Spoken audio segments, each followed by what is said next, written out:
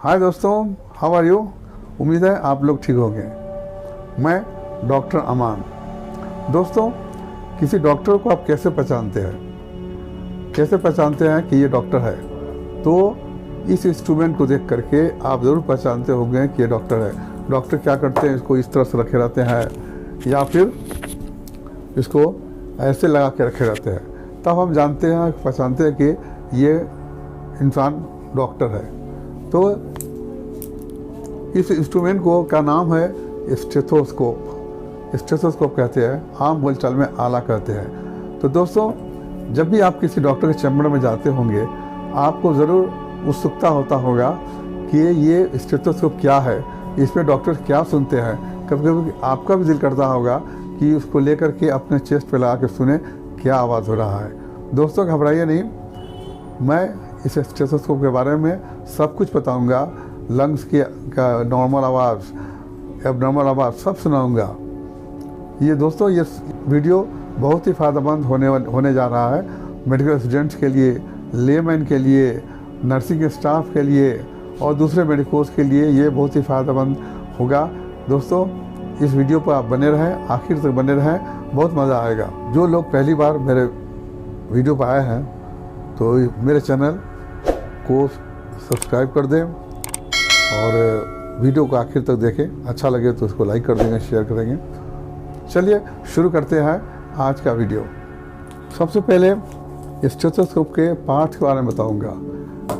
ये है year knob, दो साइड है, एक कान में लगता है।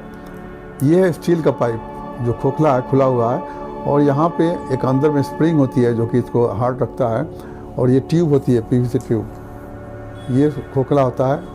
और ये जो पार्ट है, इस पार्ट को हम कहते हैं चेस्ट पीस। चेस्ट पीस में दो पार्ट है, ये है डायफ्राम, ये डायफ्राम हो गया, और ये है बेल। इसी में एक क्लोजर लगा रहता है, इसको हम टर्न करते हैं ऐसे तो इस साइड का काम करने लगता है, और जब इसको ऐसे करते हैं तो इस तरह का काम करना शुरू होता है। ये स्टेथोस्कोप वर्षों से, सैकड़ों साल से यूज़ हो रहा है। पहले ज़माने में जब ये स्टेथोस्कोप नहीं था तो डॉक्टर पेशेंट के चेस्ट पे अपना कान लगा के सुनते थे और आगे से पीछे सुनते थे। सोचिए, अगर ये इंस्ट्रूमेंट नहीं होता तो डॉक्टर के पास अगर कोई लड़की आती, कोई लेडीज़ आती, डॉक्टर उसका कान, चेस्ट पे कान लगा के सुनता तो कितना बुरा लगता। सेम चीज़ फील किया था फ्रांस के एक डॉक्टर ने 1817 में। उनको बड़ा ऑड लगता था, कोई लेडीज़ पेशेंट आती, उसके सीने पे कान लगाना पड़ता, तो उन्होंने क्या किया कि एक पेपर को रोल करके एक सिरा चेस्ट के ऊपर लगाया पेशेंट का, एक अपने कान में लगा के साउंड सुनते थे। इस तरह से बाद में उन्होंने क्या किया कि लोहे का पाइप बनाया, पाइप से सुनते थे कुछ दिनों तक। बाद में करते करते ये इस रूप में 1853 में स्टेथोस्कोप फुल फॉर्म में आया। पहले इसमें दो ट्यूब होता था, अब इसमें एक ट्यूब होता है। तो इस स्टेथोस्कोप का काम क्या है?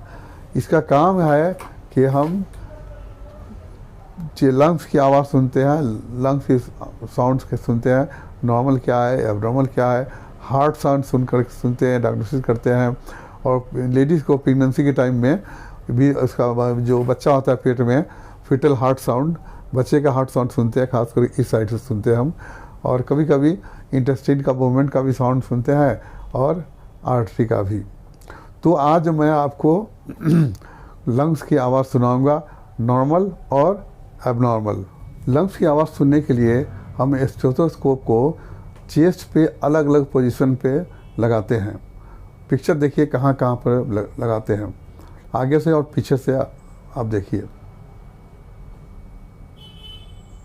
ठीक है। आवाज़ दो तरह की होती है, एक हुआ नॉर्मल, दूसरी एबनॉर्मल। नॉर्मल में 3 साउंड होती है, एक होता है वेसिकुलर साउंड, दूसरा होता है ब्रोंको वेसिकुलर साउंड, और तीसरा ब्रोंकियल साउंड। ब्रोंकियल साउंड सुनने के लिए हम चेस्ट के निचले हिस्सा में स्टेथो लगाते हैं, ठीक है। जब इस पिक्चर में देखिए, नीचे लगाते हैं हम लोग, नीचे लगाते हैं, वहाँ पर हमें वेसिकुलर साउंड मिलता है। पहले इस साउंड को सुनिए।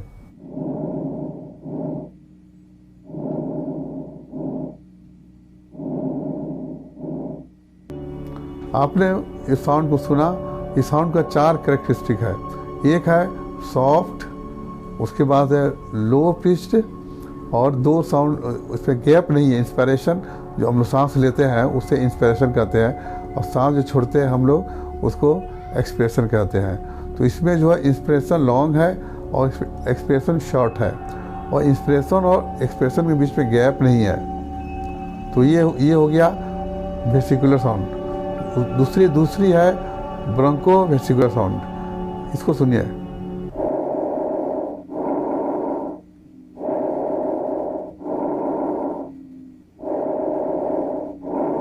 ओके, ये साउंड जो है ये हाई पिच्ड है और लाउड है।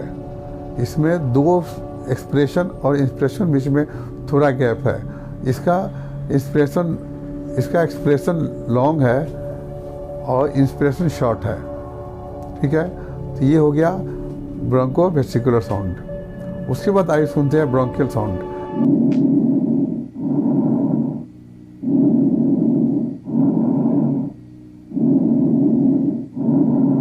ब्रोंकियल साउंड लाउड है, हाई पिच्ड है, और इसमें 2 साउंड एक्सप्रेशन और इंस्पिरेशन के बीच में गैप है। इसका इंस्पिरेशन और एक्सप्रेशन दोनों सेम है। साउंड को सुनने के लिए हम स्ट्रेसों को यहाँ पर लगाते हैं, ये मेन क्योंकि यहाँ पर ब्रोंकस है। तो यहाँ पर साउंड सुनते हैं, लाउड होगा, हाई पिच्ड होगा, और इंस्पिरेशन और एक्सप्रेशन दोनों सेम होगा। अगर ये साउंड इस जगह से अलग जगह में मिलता है तो समझिए कि इसको बीमारी है। 4 तरह की बीमारी का हमें डाउट होता है। 4C याद कीजिए, 4C। एक C फॉर कॉलेप्स, तो कॉलेप्स में भी ऐसा साउंड होता है। दूसरा है कॉन्सोलिडेशन, जैसे निमोनिया में होता है, लंग्स हार्ड में आता है। तीसरा है कैंसर ऑफ लंग्स, और चौथा है कैविटी।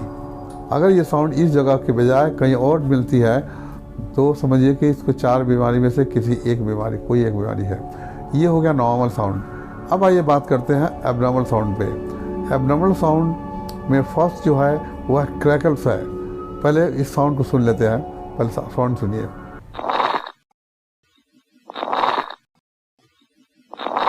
ये साउंड ऐसे लग रहा है जैसे पेपर को हम लोग ममोड़ रहे हैं, या फिर बबलिंग साउंड होता है इसमें। ये जो साउंड होता है, अगर लंग्स में कहीं पर पानी और फ्लूइड हो तो उसकी वजह से ये होता है। इसमें 2 तरह का साउंड होता है, एक फाइन क्रैकल्स, दूसरा है कोर्स क्रैकल्स। आइए दोनों को सुनते हैं, पहले फाइन फिर कोर्स।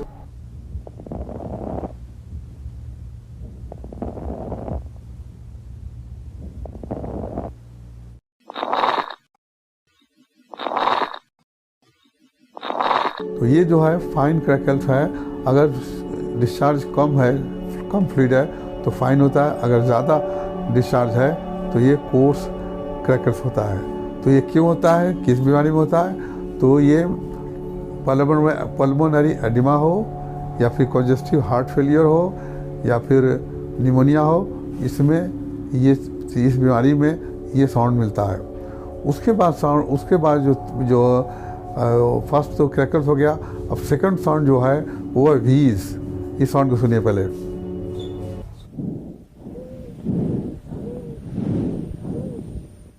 ओके, ये व्हीजिंग साउंड जो है ये क्यों प्रोड्यूस होता है? जब उस सांस की नली ब्रोंकियल्स अगर सिकुड़ जाती है, पतला होता है, और उससे आवाज़ होता है तो व्हिसलिंग टाइप का, व्हिसिल की तरह साउंड आता है इसमें।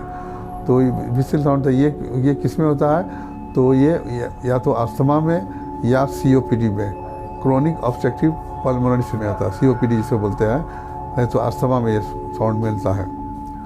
तो ये हो गया व्हीजिंग। अब उसके बाद नंबर 3 पे है रोंकाई। रोंकाई पहले सुन लीजिए कैसा होता है।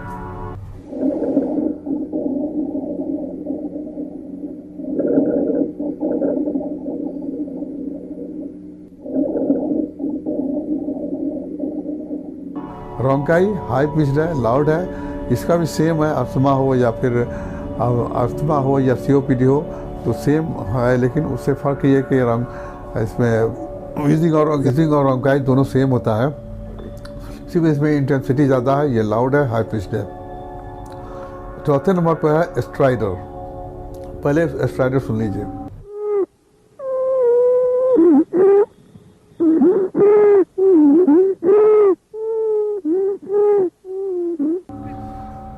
स्ट्राइडर जो है ये म्यूजिकल होता है और इंस्पिरेशन और एक्सप्रेशन में दोनों में प्रोड्यूस होता है। ये क्यों होता है? तो ये एक्सटर्नल थोरासिक भी हो सकता है इसका कॉज, और इंटरनल थोरासिक भी। एक्सटर्नल थोरासिक होने से मतलब है कि ब्रोंकोमेलेशिया की वजह से हो रहा है, या फिर अगर कोई ऑब्स्ट्रक्शन, असल में ये साउंड प्रोड्यूस होता है अपर रेस्पिरेटरी एरिया में। अगर कोई ऑब्स्ट्रक्शन है तो स्ट्राइडर पैदा होता है। जैसे ट्रैकिया में ट्रैकिया और ब्रोंकस सिकुड़ गया है, उससे सांस लेने में तकलीफ होती है, इंस्पिरेशन और एक्सपिरेशन में भी होता है ये। अब आइए बात करते हैं 5वां नंबर का, फ्लूरो रब साउंड। आप साउंड सुनिए।